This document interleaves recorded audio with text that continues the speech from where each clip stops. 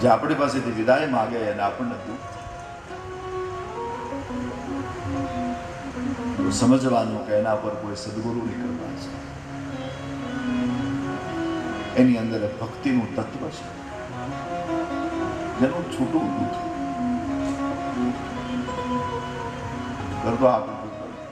જીવન માણસનું ઘણાનું જીવન એવું કે ગમે નહીં, આપણી પાસે બેઠો હોય તો આપણને એમ થાય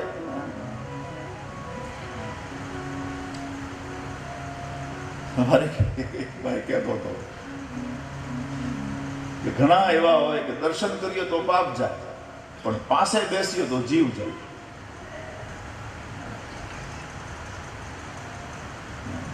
પોસાય જ નહીં, પાસે જ ન પોસાય.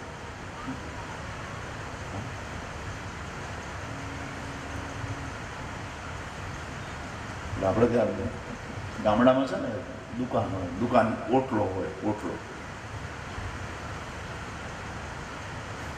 પછી ઘણા સાવ નવરા હોય એ દુકાનને ઓટલે જઈને બેસે, ખરીદે નહીં કાંઈ, અને 1.5 કલાક દુકાનના ઓટલે ટાઈમ પાસ કરે ને વેપારી પાસેથી પેપર માગે, પેપર લાવો તો આજુ, અને ત્યાં બેઠો બેઠો વાંચે.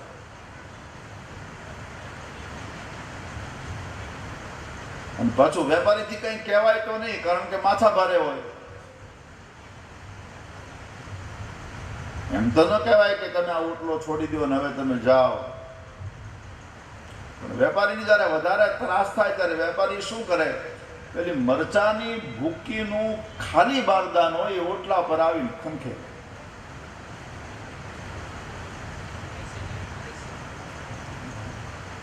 અને અંદરથી મરચાની ભૂકી ઉડે, પછી છીકો ખાતો ખાતો નીકળી જાય. આ દુર્ગંધથી ભરેલું જીવન, રસમય કાળ, જીવનમાં રસ. પોતાનું જીવન બોજ લાગે તો સમજવાનું કે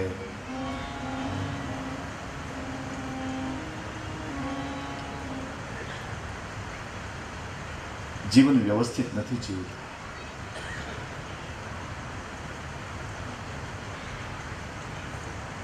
જીવન હળવું હોવું જોઈએ, હળવું, સાવ.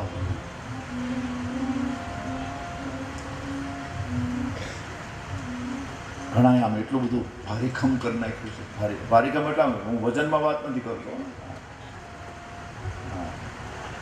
વજન તો ઠીક છે, ઘણા આમ નથી ઉડતા પણ આમ વધે, આમ આડા ફાટે.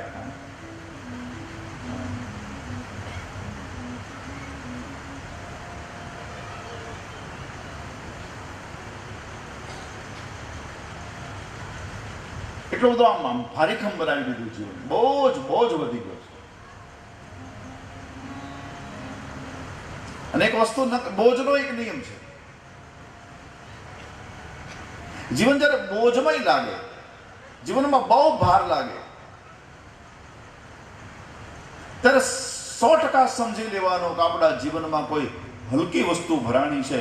કારણ કે વજન જ હલકી વસ્તુનો લાગે, કિંમતી વસ્તુનો વજન નથી હોતું.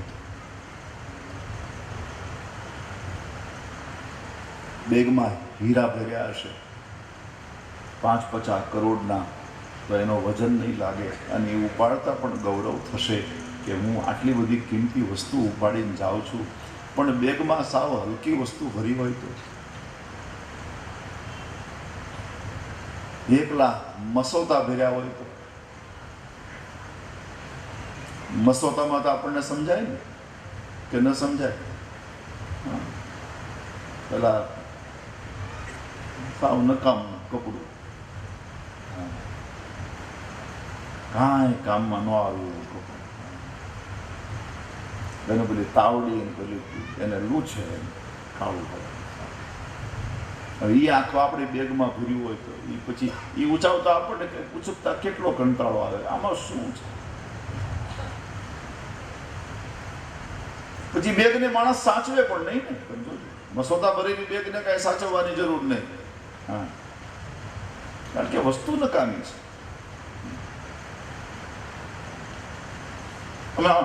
અમને ક્યારેક એવી ફરિયાદ આવે કે કથામાં આવ્યા ને તો અમારા ચંપલ કોક પહેરી, અમારા બૂટ કોક પહેરી ગયું એવી આમ ફરિયાદ આવ્યા કરે.